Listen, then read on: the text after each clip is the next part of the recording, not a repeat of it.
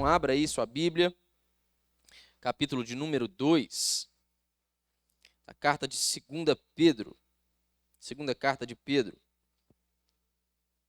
Eu farei a leitura do texto, os irmãos podem acompanhar silenciosamente. A palavra de Deus nos diz assim: assim como no meio do povo surgiram falsos profetas, assim também haverá entre vós falsos mestres, os quais introduzirão dissimuladamente heresias destruidoras, até ao ponto de renegarem o soberano Senhor que os resgatou, trazendo sobre si mesmos repentina destruição. E muitos seguirão as suas práticas libertinas, e por causa deles será infamado o caminho da verdade. Também movidos por avareza farão comércio de vós, com palavras fictícias. Para eles, o juízo lavrado há longo tempo não tarda, e a sua destruição não dorme.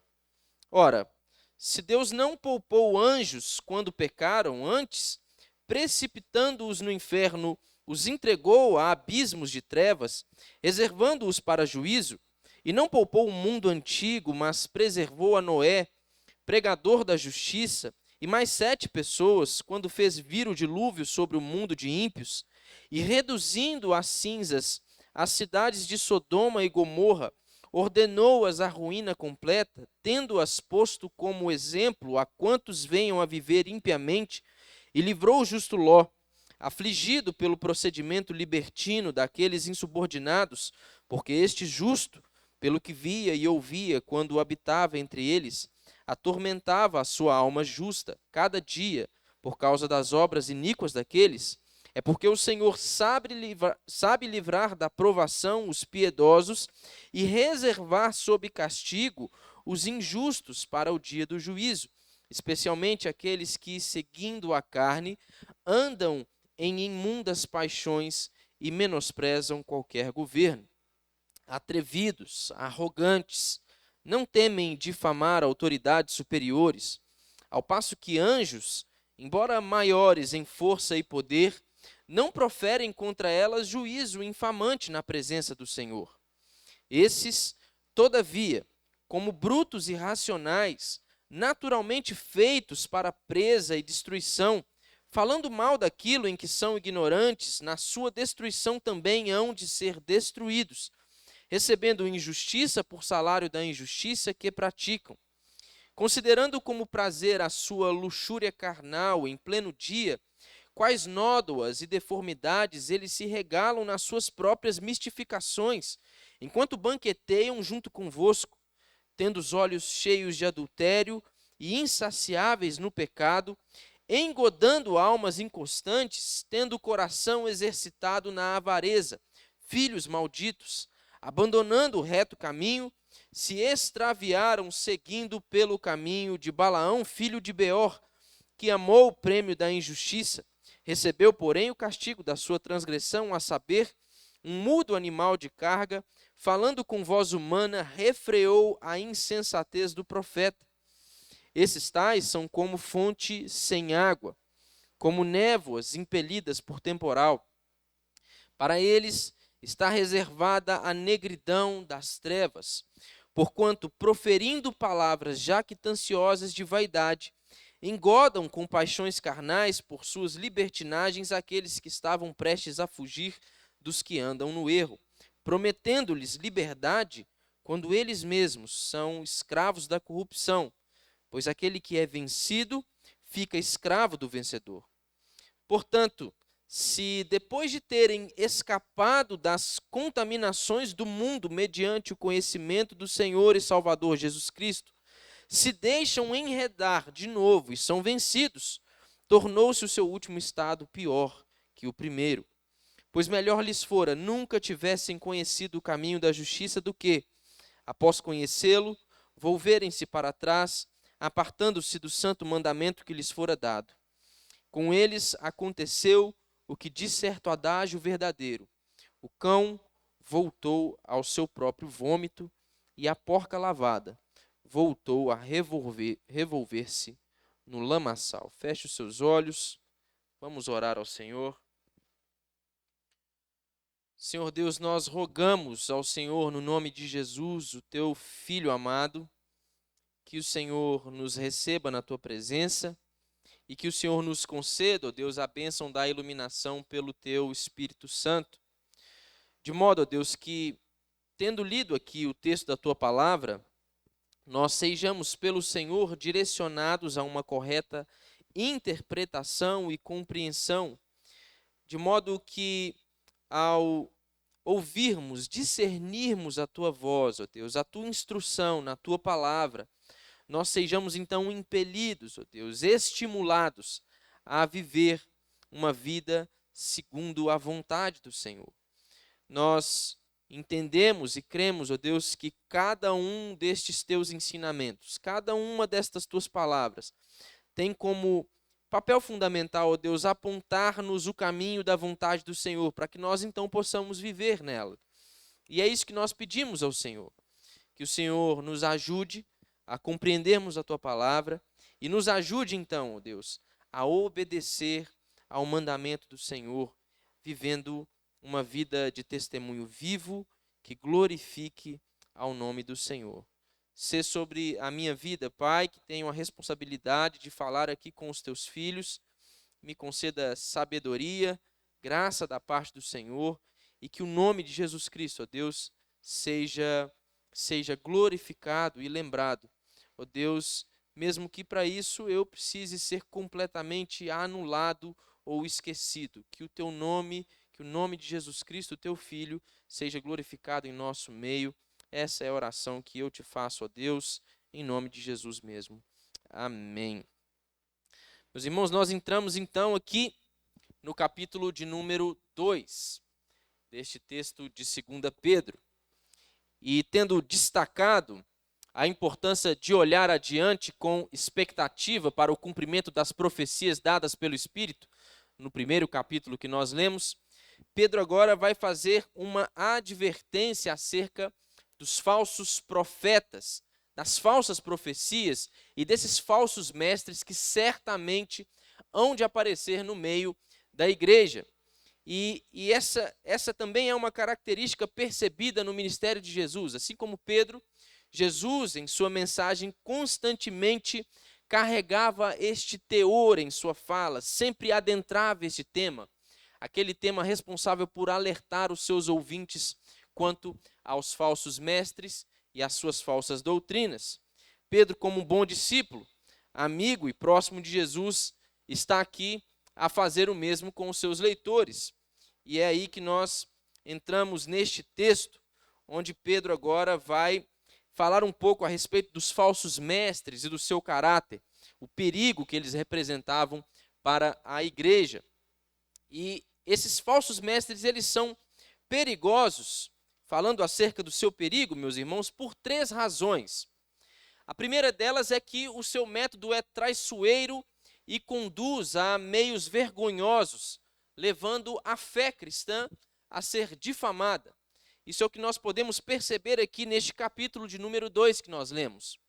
O segundo motivo, porque os falsos profetas, eles são perigosos para a igreja, é porque o seu ensino é uma completa negação da verdade das Escrituras. E o terceiro motivo é porque o seu destino é causar destruição tanto a si mesmos como a seus seguidores. Tudo isso que eu estou dizendo a vocês aqui, nós podemos perceber com facilidade neste texto que nós lemos. E aí nós entramos neste versículo, o primeiro versículo, e Pedro diz assim: assim como no meio do povo surgiram falsos profetas. E Pedro aqui, meus irmãos, ele ainda está com sua mente voltada para as profecias do Antigo Testamento. Se vocês se lembram, no domingo pela manhã, quando nós estávamos ali a discorrer sobre os últimos versos do capítulo 1, Pedro ele está ali a dar uma série de exemplos no Antigo Testamento para poder dar fundamento para o seu ensino. E quando ele inicia aqui o texto, a sua mente ainda está voltada para o Antigo Testamento, para essas profecias, para essas verdades bíblicas. E ao contrário aqui dos profetas inspirados, que ele cita nos versos de número 20 e 21 do capítulo 1, nós vemos que os falsos profetas, eles eram aqueles que proferiam visões da sua própria mente, completamente o oposto do que ele ensina nos versos anteriores. E essas visões, elas não provêm do coração de Deus. Em muitas passagens do Antigo Testamento, que definem dessa forma os falsos profetas, eles falsamente prometem a paz a pecadores que, na verdade, estão destinados ao juízo de Deus. E quando Pedro ele inicia a sua fala aqui nesse versículo, assim como no meio do povo aqui é uma referência que Pedro está a fazer ao povo de Israel, ao povo escolhido de Deus. Então ele está olhando ainda lá para o Antigo Testamento. E ele diz assim como no meio do povo surgiram falsos profetas, assim também haverá entre vós falsos mestres. Pedro mantém o seu pensamento nas profecias do Antigo Testamento, e ele diz que em Israel surgiram falsos profetas, além dos verdadeiros, e agora a história parece que está se repetindo, mas no meio dos seus leitores. Pedro está ali a perceber a incidência, o surgimento de falsos mestres com falsas doutrinas.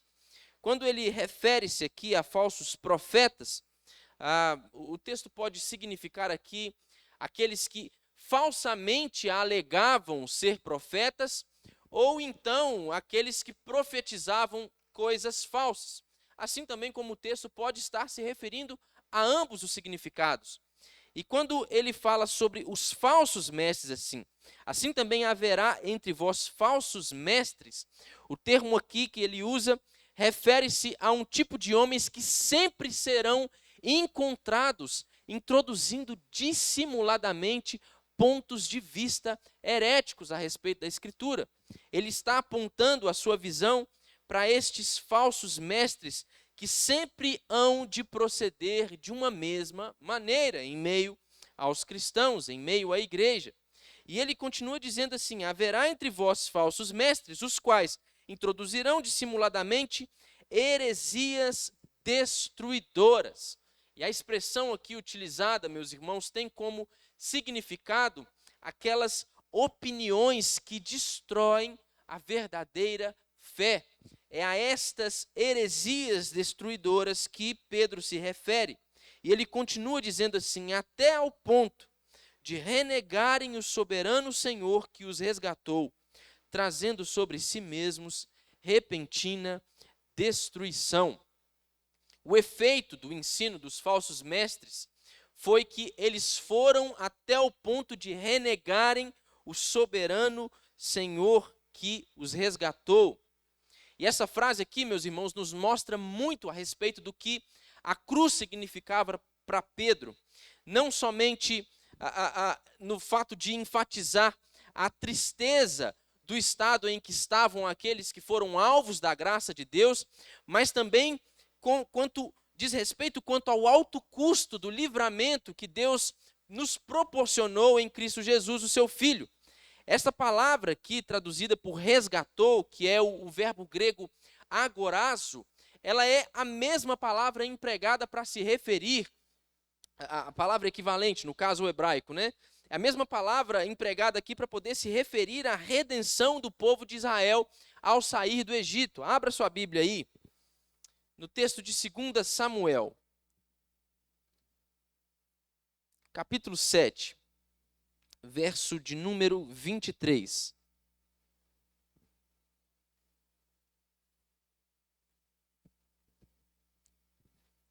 Veja aí que tanto na cruz como no Êxodo, nós vemos essa intervenção pessoal de Deus em prol do seu povo. E não somente para livrar o seu povo, mas também para poder torná-los, redimi-los para serem o seu povo eleito ali. Veja só, quem há como o teu povo, como Israel, gente única na terra, a quem tu, ó Deus, foste resgatar para ser teu povo? E para fazer a ti mesmo um nome e fazer a teu povo estas grandes e tremendas coisas para a tua terra, diante do teu povo, que tu resgatastes do Egito, desterrando as nações e seus deuses. Nós vemos que o termo aqui utilizado para referir-se a esse resgate é o mesmo que Pedro está se utilizando aqui. Pedro, então, está trazendo uma correta compreensão a respeito da importância, do peso deste ato redentor de Deus em não somente livrar o seu povo da destruição, mas também trazer para perto de si esse povo como povo seu, como um povo que se chama pelo seu nome. E o que nós vemos aqui é que esses falsos mestres, que introduziam dissimuladamente heresias destruidoras, eles chegaram ao ponto de até mesmo renegarem este ato redentor de Deus em Cristo Jesus para poder resgatar o seu povo. O que Pedro está dizendo aqui é que estes homens chegavam até mesmo ao ponto de negar aquilo que Deus fez pelo seu povo em Cristo Jesus. Então, ele continua dizendo que esses homens chegaram até este ponto, trazendo sobre si mesmos repentina destruição. O que nós vemos aqui neste texto é que o salário destes homens, a consequência dos seus atos, destas suas falsas doutrinas que eram por eles pregadas, era a repentina destruição que eles trouxeram sobre si mesmos. Sem dúvidas aqui, meus irmãos, esses falsos mestres, eles entendiam a libertação oferecida na cruz de Cristo. Eles compreendiam isso. A liberdade, inclusive, era um dos brados destes falsos mestres. É o que nós lemos aqui no verso 19 deste mesmo capítulo. Eles pregavam essa liberdade, eles conheciam o significado disso.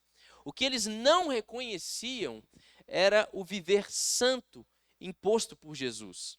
O que eles não entendiam era que existe um padrão que é designado pelo Senhor para que então o seu povo possa viver então segundo aquele padrão estipulado por ele. Isso eles não admitiam. E mediante as suas vidas, eles negavam o sacrifício de Jesus, trazendo então condenação sobre si mesmos. E aí nós entramos no verso de número 2.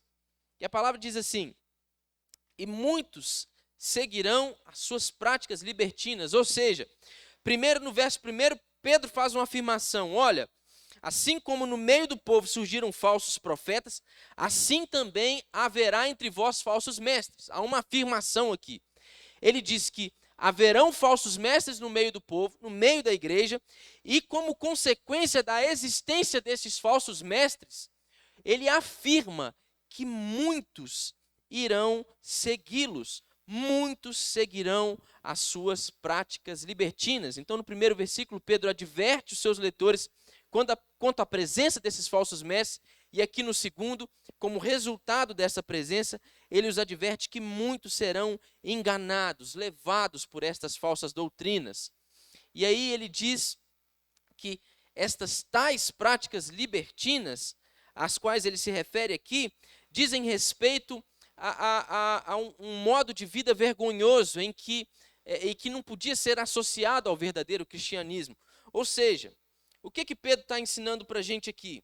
Primeiro, ele nos ensinou no primeiro capítulo que existe um modo de vida cristão. Existe um modo de vida pelo qual os cristãos eles são reconhecidos.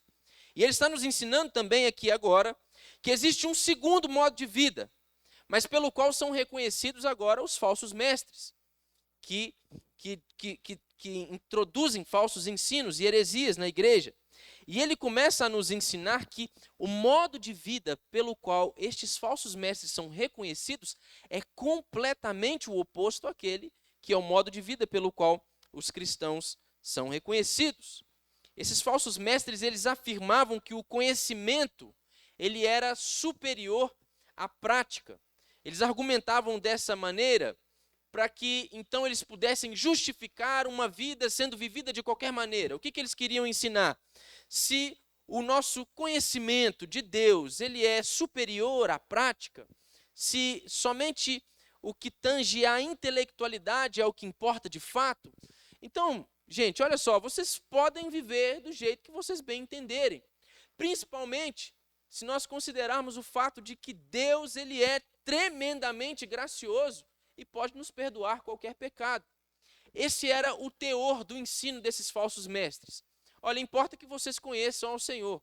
Quanto à sua vida, vivam-a da maneira que vocês bem entenderem, como vocês quiserem. Deus é gracioso e vai estender a graça dele sobre vocês. Façam aquilo que vocês quiserem fazer. Só que os autores do Novo Testamento, meus irmãos, condenaram unanimemente esse ponto de vista.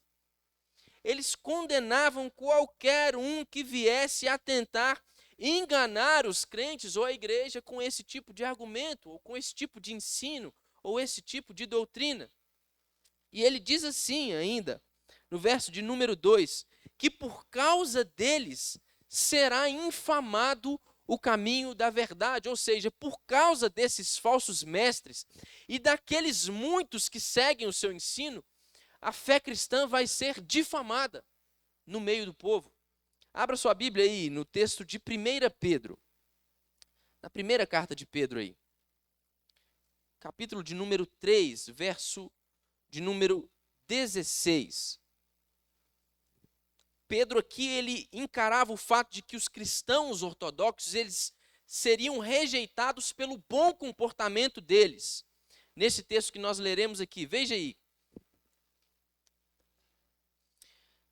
Fazendo-o, todavia, com mansidão e temor, com boa consciência, de modo que, naquilo em que falam contra vós outros, fiquem envergonhados os que difamam o vosso bom procedimento em Cristo. Ou seja, Pedro aqui, na sua primeira carta, ele está falando que o bom comportamento dos cristãos vai fazer com que eles sejam rejeitados, mas vai envergonhar a qualquer um que tente criticá-los ou falar alguma coisa a respeito deles, por causa que eles estão respaldados por causa deste bom comportamento. Mas aqui, ele vai lamentar que por causa da imoralidade dos falsos mestres e daqueles que seguem os seus falsos ensinos, por causa da imoralidade dessas seitas pseudocristãs, todo o cristianismo haveria de ser difamado, a fé cristã haveria de ser infamada. Os filósofos, meus irmãos, sinceros, eles se queixavam de que a filosofia era ridicularizada por causa de pseudo-filósofos, assim também como o povo judeu e representantes de outras religiões minoritárias se queixavam do mesmo. E o que nós vemos aqui é que esta mesma situação aplica-se também ao cristianismo primitivo.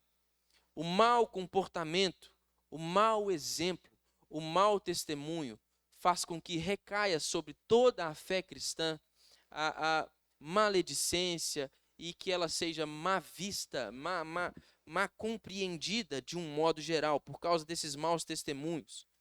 Não é assim que funciona hoje em dia? A gente tem vários exemplos disso.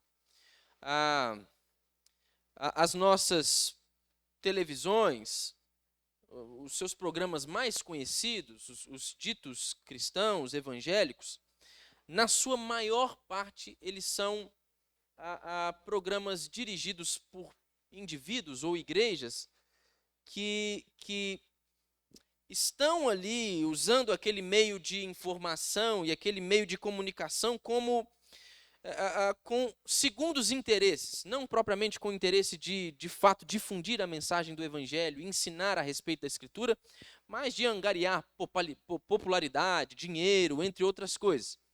E aí a gente tem uma série de escândalos que aparecem no nosso meio por causa destes personagens mais conhecidos, destes programas, né? Estes homens famosos, os pregadores de televisão e as mega igrejas que nós vemos hoje em dia.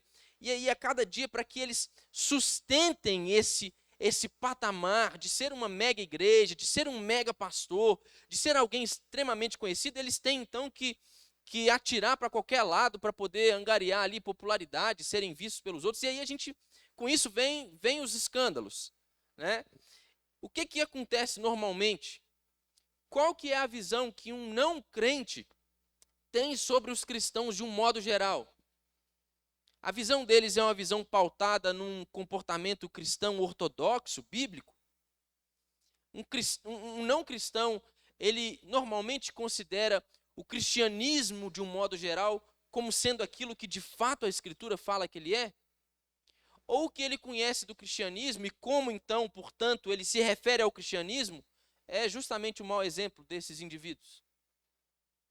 Não é normal a gente ouvir, pastor só gosta de dinheiro. Na igreja eles só querem saber de roubar o dinheiro dos outros. Sem que eles compreendam e conheçam igrejas sérias e o que de fato acontece dentro de uma comunidade cristã. Mas por causa desses escândalos, nós somos então colocados no mesmo pacote e somos reconhecidos com eles. E é isso que Pedro está a nos ensinar aqui. E aí nós entramos no verso 3, e ele diz assim: também movidos por avareza farão comércio de vós com palavras fictícias, para eles o juízo lavrado a longo tempo não tarda e a sua destruição não dorme. A expressão utilizada aqui, movidos por avareza, ressalta a conotação comercial do falso ensino desses falsos mestres. Tanto os adivinhos quanto os falsos profetas ou os mestres itinerantes da antiguidade, eles costumavam a cobrar taxas, já naquela época. Isso não é novidade não, meus irmãos. Isso não acontece não é só agora não, isso já acontecia já. Eles costumavam a cobrar taxas, ou então a procurar ali um patrono rico, alguém que pudesse sustentá-los, ou então eles procuravam até mesmo pedir esmolas para que eles pudessem ali continuar a cumprir o seu ofício. E o que Pedro está falando aqui é que o modo de proceder desses falsos mestres é o mesmo desses mestres antigos. Eles continuam a fazer as mesmas coisas. Eles fazem porque querem angariar recursos para si mesmos. Eles querem dinheiro. Eles fazem isso para poder ganhar dinheiro. Eles ensinam essas coisas para extorquir as pessoas, para poder tirar os seus bens. E ele está afirmando aqui: farão estes movidos por avareza, farão comércio de vós. É isso que ele está ensinando. E constantemente, meus irmãos, os falsos mestres, eles eram acusados de ter uma motivação monetária indigna por causa desse suposto chamado que eles alegavam ter. E Pedro está alertando aqui a igreja, os seus leitores quanto a isso, e mais uma vez, ele afirma, ele traz essa afirmação de novo. Ele deixa claro que a retribuição destes falsos mestres, embora ela possa não ser rápida, ela será distribuída adequadamente. E aí nós entramos na segunda parte do nosso texto, da subdivisão do nosso texto aqui, que vai dizer e vai tratar mais especificamente acerca da condenação destes falsos mestres. E Pedro aqui ele vai desenvolver um pouco melhor o tema do verso de número 3, vai fazer isso com mais detalhes, lançando mão de alguns incidentes antigos da história do povo de Deus, para poder mostrar como os propósitos da salvação, tanto da salvação de Deus quanto da condenação, eles são certos e serão atingidos. Deus há de completar a salvação dos seus eleitos, como há também de condenar os falsos mestres. E aqui a gente vai ver que Noé e Ló, eles são citados como exemplo de como Deus pode libertar os que lhe pertencem, quando todos os seus contemporâneos ali, ímpios, estão a ser destruídos. Por isso ele cita o exemplo do dilúvio, o exemplo da destruição de Sodoma e Gomorra. E ele vai citar também o destino dos anjos caídos, apontando para o fato de que o juízo de um juízo final dirigido aos humanos, a rebeldia humana, quando eles deixaram guiar-se por suas paixões desenfreadas e pelos seus próprios interesses, a rejeitarem a autoridade de Deus. Quando ele faz referência aqui no verso de número 4 aos anjos caídos, ele está os utilizando como exemplo para afirmar que esta mesma condenação que Deus prevê, que a Escritura prevê e que o Senhor promete para estes anjos, ela também há de recair sobre os homens. Então Pedro ele se concentra aqui no orgulho e na rebeldia dos anjos, na apatia e na desobediência dos homens do tempo de Noé e na total sensualidade dos homens de Sodoma e Gomorra, naquele tempo de Ló. Ele vai falar sobre todas essas características que eram justamente características típicas dos falsos mestres. Ele vai tratar sobre os falsos mestres, atribuindo a eles orgulho, desobediência e imoralidade. E ele está trazendo então esses exemplos do povo de Deus aqui, esses exemplos da Escritura, para poder confirmar o seu ensino, para dar fundamento àquilo que ele estava a fazer.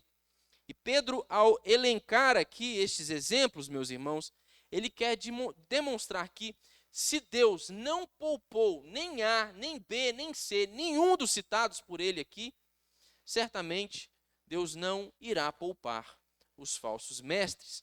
É isso que ele está ensinando entre os versos de 4 a 9 que nós lemos aqui. Entretanto, ao contrário do que nós possamos pensar sobre esse texto, embora Pedro tenha tratado com muita veemência sobre o aspecto da condenação, o seu objetivo principal aqui, a sua intenção principal é encorajar os seus irmãos a se concentrarem no aspecto da misericórdia de Deus. Ele está alertando os seus leitores contra os falsos mestres, está falando a respeito do perigo deles, da sua condenação, mas ele quer que os seus leitores, aqueles verdadeiros crentes, eles mantenham o seu olhar neste aspecto da misericórdia de Deus. E a gente vai ver isso aqui no verso de número 9. Ele quer que eles se concentrem na misericórdia de Deus ao invés de na sua ira. Isso fica claro a partir desse verso de número 9, porque ele pega o tema da condenação e ele coloca o tema da condenação agora em segundo plano, e ele traz para o primeiro plano o tema da misericórdia de Deus. Veja só, é porque o Senhor sabe livrar da provação os piedosos. E aí então ele vai falar sobre o aspecto da condenação que ele estava a tratar aqui.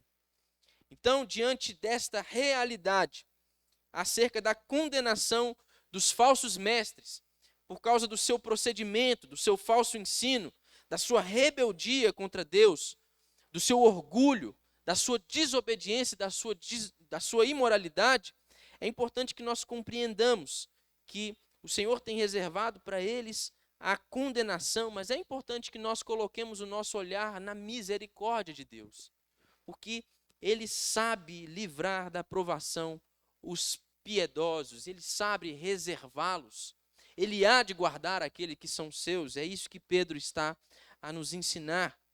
E aí nós entramos na parte do texto, meus irmãos, onde nós vamos aprender um pouco a respeito do caráter destes falsos mestres. E são os versos de número 10 até o verso 22. O apóstolo agora vai destacar a perigosa influência dessas pessoas por meio da descrição da verdadeira natureza destes falsos mestres. E aí ele começa no verso de número 10 dizendo assim: especialmente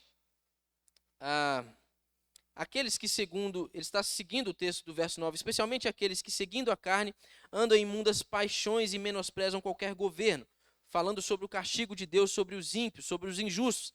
E aí na parte B do verso 10 ele diz assim: atrevidos, arrogantes, não temem difamar autoridades superiores. Pedro vai começar a fazer o que agora?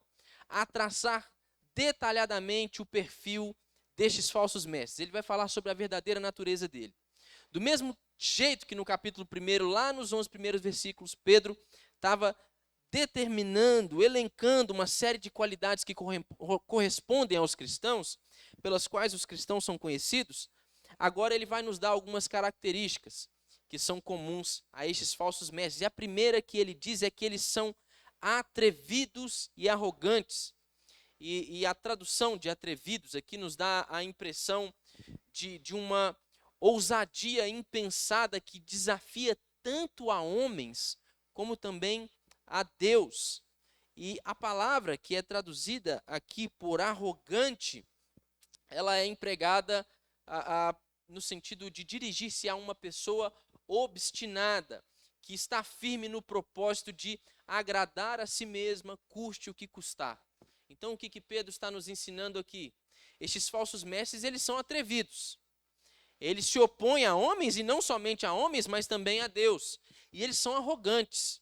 Custe o que custar, eles procuram os seus próprios interesses. Eles querem viver do seu próprio modo. Eles querem trazer para si, fazer para si aquilo que é bom aos seus próprios olhos. Esta é uma característica marcante deles. E aí ele vai continuar a falar sobre esta característica ainda no verso 11. E aí nós entramos no verso 12. E ele diz assim: esses, todavia, como brutos e irracionais, naturalmente feitos para presa e destruição, falando mal daquilo em que são ignorantes, na sua destruição, também hão de ser destruídos. E aqui Pedro afirma que o comportamento desses falsos mestres é irracional como o de brutos, como de animais, afirmando que, portanto, naturalmente, eles foram feitos para a destruição, eles foram destinados à condenação. E Pedro ainda vai ressaltar a ignorância desses falsos mestres por criticarem o estilo de vida cristã, e isso só faz com que eles venham a reafirmar, então, a destruição deles. E aí nós entramos no verso 13 e ele diz: recebendo injustiça por salário da injustiça que praticam, considerando como prazer a sua luxúria carnal em pleno dia, quais nódoas e deformidades eles se regalam nas suas próprias mistificações, enquanto banqueteiam junto convosco. Pedro aqui está a afirmar, meus irmãos, que estes homens, estes falsos mestres, eles são homens devassos.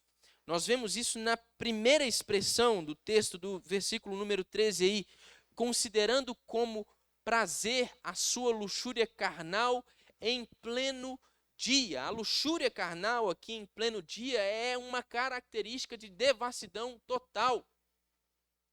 Para o povo de Deus, para os servos de Deus, a Escritura nos ensina que o dia é o tempo designado para o trabalho, para se trabalhar. Mas esses homens, eles se inflamavam em luxúria. Eles davam vazões aos seus prazeres durante o dia, para quem quisesse ver. Era algo explícito. Eles não estavam tentando nem esconder de ninguém. Estava às claras. Estava ali para que todo mundo pudesse compreender e para que todos pudessem contemplar o seu comportamento, o quanto eles eram devassos.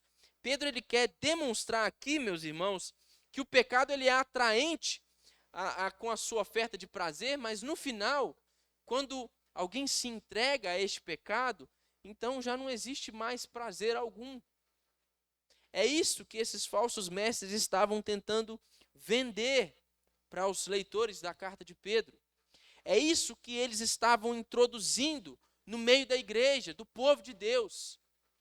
Eles estavam tentando seduzi-los com um modo de vida indigno e devasso, de modo que eles dessem vazão às suas próprias paixões, vontades e sentimentos, para que eles buscassem o seu próprio prazer. E Pedro está aqui a afirmar que eles receberão injustiça como salário da injustiça. E está a afirmar que estes falsos mestres faziam isso porque eram devassos. E aí nos versos de 14 a 16, aqui, meus irmãos, nós temos mais uma demonstração da verdadeira natureza destes falsos mestres. O texto continua dizendo assim: tendo os olhos cheios de adultério e insaciáveis no pecado. Pedro está aqui a apontar para a imoralidade destes mestres, e ele vai continuar dizendo assim: tendo os olhos cheios de adultério insaciáveis no pecado, engodando almas inconstantes, ou seja, estes homens devassos, orgulhosos, desobedientes, adúlteros. O que Pedro está querendo dizer aqui é que eles estavam constantemente olhando para outras pessoas com quem eles pudessem ter qualquer tipo de relação. Tamanha era a sua imoralidade. E ele vai afirmar que a prática destes falsos mestres é voltar-se justamente para aqueles que são mais inconstantes, engodando almas inconstantes, tendo o coração exercitado na avareza, filhos malditos. E aí ele vai dizer aqui, tendo o coração exercitado na avareza. Paulo vai seguir com essa expressão aqui, e ele vai apelar, no verso de número 15 e 16 aí, para o exemplo de Balaão. Eu já disse aos irmãos que estes falsos mestres, eles eram movidos por interesse, por angariar para si mesmos recursos, e Pedro vai deixar isso aqui claro mais uma vez, e ele aponta o exemplo de Balaão justamente como um modo de deixar isso ainda mais claro. Balaão tentou diversas vezes profetizar contra o povo de Israel por causa da recompensa que Balaque havia prometido para ele. E Pedro trata Balaão aqui nos versos de número 15 e 16 como uma espécie de protótipo de falso mestre que busca recompensa ou popularidade ao persuadir o povo de Deus de que os padrões que são exigidos da parte de Deus, eles podem ser diminuídos, eles não devem ser levados em conta da maneira como o Senhor os designa a nós. Ele vai se utilizar aqui nestes dois versos do exemplo de Balaão como uma figura que exemplifica justamente aquilo que aqueles falsos mestres eram. E aí, nós chegamos aos versos 17 e 19, e ele diz assim, que esses tais são como fontes sem água, como névoas impelidas por temporal, para eles está reservada a negridão das trevas, porquanto, proferindo palavras jactanciosas de vaidade, engodam com paixões carnais, por suas libertinagens, aqueles que estavam prestes a fugir dos que andam no erro. E o verso 19, preste atenção, prometendo-lhes liberdade, quando eles mesmos são escravos da corrupção, pois aquele que é vencido fica escravo do vencedor. Tendo em vista que a verdadeira natureza destes falsos mestres, o perfil que Pedro está a traçar deste falso mestre, ele vai condená-los aqui agora por causa de 3 razões. A primeira dela que nós entendemos aí nesses versos de 17 a 19 é que eles oferecem, Pedro os condena porque eles oferecem, aquilo que eles oferecem pode até parecer atraente, mas não tem conteúdo. É justamente o que ele fala no verso 17. Esses tais são como fonte sem água. O que nós procuramos em uma fonte? O que alguém procura quando se dirige a uma fonte? Se não água, para poder saciar a sua sede. Ele vai dizer o quê? Estes tais são como fonte sem água. Ou seja, eles até podem oferecer algo atraente para vocês, mas na verdade não tem conteúdo nenhum lá. Eles podem até ser uma fonte bela, mas quando vocês chegam lá para poder procurar água, vocês não vão achar nada, vocês não vão saciar a sede de vocês. E ele vai condená-los também porque a maneira de agir deles usava como alavanca o prazer sensual para poder atrair recém-convertidos de volta ao mundo. É justamente o que ele está dizendo no verso 18. Porquanto, proferindo palavras jactanciosas de vaidade, engodam com paixões carnais por suas libertinagens aqueles que estavam prestes a fugir dos que andam no erro. Pedro vai condená-los porque essa alavanca do prazer sensual que eles utilizavam, ela visava pegar justamente aqueles que estavam sendo iniciados ali no caminho, aqueles mais fracos, aqueles que estavam começando, que estavam prestes a compreender o evangelho e a realidade dessas coisas ensinadas pela palavra de Deus. E terceiro lugar, Pedro vai condená-los aqui porque a maneira de agir deles também é enganosa. Por quê? Porque a liberdade que eles oferecem, a liberdade que eles prometem, na verdade, só os leva à escravidão do pecado. Na verdade, a liberdade que eles oferecem não é liberdade coisa nenhuma. É escravidão da corrupção. E é isso que nós vemos no verso de número 19. E aí nós chegamos aos versos finais, ao verso de número 20 a 22. E aqui Pedro ainda fazendo referência aos falsos mestres, ele demonstra que eles aparentemente confessavam ser cristãos. Veja só. Portanto, se depois de terem escapado das contaminações do mundo, mediante o conhecimento do Senhor e Salvador Jesus Cristo, se deixam enredar de novo e são vencidos, tornou-se o seu último estado pior do que o primeiro. Ou seja, o que Pedro está dizendo aqui é que em algum momento esses falsos mestres demonstraram que aparentemente eles eram cristãos, eles confessaram isso. Em algum momento eles se declararam dessa forma. Mas o retorno deles, e é o que ele vai continuar aqui a dizer no verso 21 e no verso 22, o retorno destes falsos mestres a uma maneira de vida pecaminosa, mostra que, na verdade, os seus conhecimentos sobre Cristo Jesus e sobre a retidão, eles eram apenas superficiais, não eram conhecimentos que foram capazes de levá-los à condição de serem salvos, redimidos, acolhidos pela graça de Deus. Esses versos são versos difíceis, até pelo uso da linguagem que é feito aqui, meus irmãos. Alguns vão tentar se apoiar através desses versos aqui na ideia de que é possível a um cristão apostatar da fé, né? Ou então alguém que tenha recebido a salvação, ou que tenha sido de fato cristão, deixar de ser um cristão e então ser condenado. A ideia de que você pode ser salvo, mas de que você pode perder a sua salvação. Mas é preciso que fique claro que não é sobre isso que Pedro está a falar aqui. Eu disse a vocês no domingo pela manhã, em uma situação que nos oferece um desafio interpretativo parecido com este, que Pedro estava falando para a igreja visível de Deus. É como eu estou falando aqui para vocês que estão presentes, para vocês que eu posso ver aqui. Eu estou me dirigindo a vocês, meus irmãos, como irmãos na fé, como cristãos, e nós nos dirigimos uns aos outros como assim sendo. Mas o que eu disse a vocês também? O fato é que dentro da nossa comunidade, dentro de outras comunidades cristãs, nós não estamos envoltos de uma totalidade de pessoas que de fato são crentes, que de fato compreenderam e creram no Evangelho para a salvação.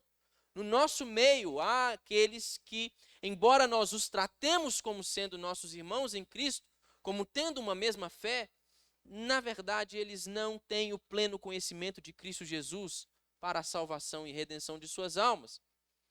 E é justamente o que está acontecendo aqui novamente. Pedro está referindo-se especialmente aos falsos mestres e especialmente à condição que eles alegavam ter. Estes falsos mestres, eles não se dirigem às pessoas dizendo, olha, eu tenho algumas coisas para ensinar a vocês que diferem um pouco do que a Bíblia ensina e o Evangelho. E eu ensino isso porque eu não sou cristão. Na verdade, eu estou aqui, mas eu... Não, os falsos mestres não fazem isso. Eles alegam serem o quê? Cristãos. Eles alegam fazer parte da família da fé. E Pedro está dizendo o quê? Que na verdade eles não são parte da família da fé coisa nenhuma. Na verdade eles não são família de Deus coisíssima nenhuma. Eles não são crentes coisa nenhuma. Eles até alegaram. Eles até confessaram ser. Eles podem até ter sido convencidos de que eram, mas não são, não. Eles são, ele vai terminar aqui no verso de número 22, eles são como o cão que voltou para o seu próprio vômito e a porca lavada que voltou a revolver-se no lamaçal. Era gente que achava que era, que na verdade nunca foi. É isso que Pedro está nos ensinando. E para nós finalizarmos, meus irmãos, eu quero tirar uma breve aplicação para este texto que nós lemos. É que, de fato, o cristianismo ele é uma religião de liberdade, meus irmãos. Mas esta liberdade, ela exige de nós um amoroso serviço totalmente dedicado a Jesus. Quando a gente olha para o exemplo dos apóstolos nas Escrituras, ou de outras personalidades de destaque ali no Novo Testamento, quando a gente olha para gente como Paulo, como Judas, como Tiago, como o próprio Pedro, especialmente, inclusive, nessa sua segunda carta, a gente vai ver que eles se deleitavam em se auto-intitularem escravos de Cristo Jesus. De fato, a religião da fé cristã é uma religião de liberdade, mas que exige de nós este serviço voluntário, esse serviço voluntarioso e amoroso para com Deus.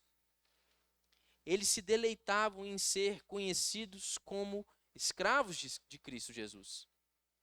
E é justamente isto o que os falsos mestres não admitiam. Por isso que Pedro estabelece um padrão cristão de comportamento no primeiro capítulo. Agora ele ataca os falsos mestres e estabelece um padrão de comportamento desses falsos mestres, que alegando ser cristãos, na verdade, demonstram não ser cristãos coisa nenhuma.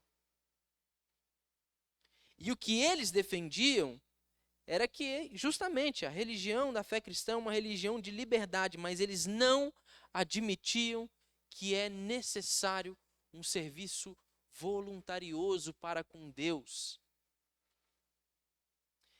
É como a figura, meus irmãos, do Antigo Testamento, do escravo que tinha a sua liberdade comprada e que, ao invés de guiar-se agora pelas suas próprias vontades, viver a sua vida, agora que era livre, ele decide servir voluntariamente ao seu Senhor que o libertou. Essa é a nossa relação com o nosso Redentor. Ele nos libertou e agora nós somos os seus escravos, porque nós o amamos. Porque ele é o nosso Salvador. Porque ele é o nosso Redentor e nós o servimos. E nós nos compreendemos. E nós estamos presos a ele com estes laços de amor. Só que os falsos mestres não podiam compreender isso. Eles não podiam admitir isso. Porque eles queriam viver a vida do seu próprio jeito. Mas Pedro está aqui nos ensinando que não dá para viver a vida do próprio jeito. Não dá para dizer ser parte da família da fé. Não dá para confessar ser um cristão, para professar fé cristã e não viver de acordo com o modelo estipulado por Deus. Não existe essa possibilidade. Nós precisamos compreender, meus irmãos, que o padrão exigido de Deus para nós, ele necessariamente tem de ser cumprido, porque a verdade é que aqueles que perseveram até o fim é os que serão salvos. O que eu quero dizer aqui é que existem crentes que não perseveram e crentes que perseveram. O que eu estou dizendo para vocês aqui é o mesmo que Pedro estava a ensinar. Existe gente que diz que é crente, mas na sua atitude você vê que elas não perseveram em busca do alvo, em busca da progressão da fé, em busca de serem testemunhas fiéis do Evangelho e viverem segundo o modelo estipulado por Deus. Mas existe gente que confessa ser cristã e que mantém-se no caminho da justiça e da retidão. Mantém-se na procura da perfeição. O primeiro exemplo, claramente não é um cristão. E o segundo exemplo, claramente é um cristão. E este é o exemplo que nós devemos ter para nós. E trazendo para nós aqui, ainda para essa aplicação, a verdade maravilhosa que Pedro nos traz no primeiro capítulo. Vocês lembram o que nós aprendemos ainda no primeiro capítulo? Pedro ensina que Deus mesmo encarregou-se de prover os recursos necessários para que o seu povo pudesse viver segundo o modelo que ele mesmo estipulou. Ou seja, os cristãos devem perseverar até o fim? Devem, e de fato vão, porque Deus os garante isso em sua palavra, porque Deus proveu os recursos necessários. Mas aqueles que vivem do seu próprio jeito, só trazem sobre si mesmos condenação e destruição. E é isso que o texto está a nos ensinar. E é importante que nós consideremos, meus irmãos, a presença desses falsos mestres no nosso meio hoje em dia. Se você pegar, vamos pegar aí pensar, cada um de vocês pense naqueles que vocês gostam aí. Mas vamos pensar numa personalidade que nós admiramos no meio cristão hoje, um teólogo, um pastor. O mais conhecido, daquele que nós sabemos que é comprometido com a verdade das Escrituras e com a palavra de Deus. Você entra em uma rede social desse indivíduo. E aí então você entra na rede social de qualquer outro pastor popular do nosso tempo. Mas desses que já se sabe que não são comprometidos com a palavra de Deus, que estão à procura dos seus próprios interesses. Você vai comparar ali as pessoas que os seguem, as pessoas que estão procurando serem ministradas por essas pessoas, e há uma diferença descomunal de público. Enquanto 10 mil seguem uma boa referência, outros tantos milhões seguem uma péssima referência. É o que Pedro está ensinando. Vão haver falsos mestres no meio de vocês, e muitos serão os que vão segui-los. Justamente pelo fato, meus irmãos, de que esses mestres, eles adaptam o seu discurso àquilo que as pessoas querem ouvir. Mas é como aquilo que os falsos profetas do Antigo Testamento faziam, meus irmãos. Eles falsamente prometiam paz para aqueles que, na verdade, estavam destinados ao juízo. É como você dá anestesia para alguém que foi condenado à morte e está em uma cadeira elétrica, pronto para morrer. Não adianta de nada. Não funciona para coisa alguma. Então é melhor que nós sejamos feridos por estas verdades duras da palavra de Deus, do que sejamos enganados e guiados pelo falso conselho de falsos mestres, porque esses certamente irão nos conduzir à destruição e à condenação. Mas a palavra de Deus é vida, e o Senhor, Ele cuida de preservar os seus e de reservar aqueles a quem Ele chamou em perfeita condição para que sejam encontrados naquele grande dia em que nós estaremos com o Senhor. Que nós possamos considerar a palavra de Deus, o conselho da sua Escritura, e que nós sejamos guiados por um padrão de vida segundo aquele que o Senhor nos ensina que é o bom, que é o que deve ser vivido, e não segundo o modelo de vida dos falsos mestres aqui de 2 Pedro, que era marcado por orgulho, desobediência e imoralidade. Que nós possamos, meus irmãos, perseguir a santidade para a glória de Deus. Amém? Vamos orar? Senhor, nós agradecemos ao Senhor por este tempo, pedimos ao Senhor que o Senhor possa nos convencer das verdades da Tua palavra através da ação do Teu Santo Espírito, e peço ao Senhor, ó Deus, que o Senhor leve a cada um dos meus irmãos em paz para suas casas, que eles possam aplicar a sua própria experiência, aquilo que aprenderam da Tua palavra, e que possam, assim como tendo sido edificados na Sua palavra, também edificar aos seus irmãos. Cumprir, ó Deus, aquela comissão que nós discorremos como tendo sido designada a nós para hoje também, a de fortalecermos uns aos outros, a de caminharmos juntos e de cuidarmos um dos outros. Que o Senhor possa ser com cada um, com cada família representada, e que o Senhor possa ser também, ó Deus, com aqueles nossos irmãos que nos assistem de suas casas, que o Senhor possa conservá-los em sua presença, abençoá-los e fazê-los crescer para a sua glória. Essa é a minha oração, em nome de Jesus. Amém.